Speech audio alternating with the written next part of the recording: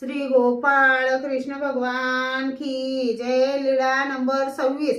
सारंग पंडिताची भेट। सारंग पंडित शिमग्याच्या निमित्ताने सर्वज्ञाच्या दर्शनाला आले। बैलावर सामान ठेवून सणानिमित्त तयारीनिशी सर्वजण आले।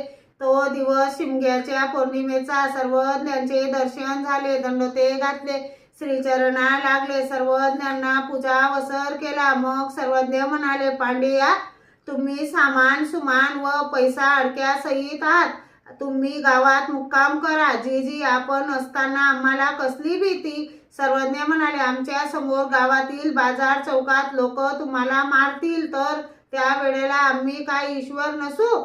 तर एवढ्या कारणासाठीच आम्हाला ईश्वर म्हणता?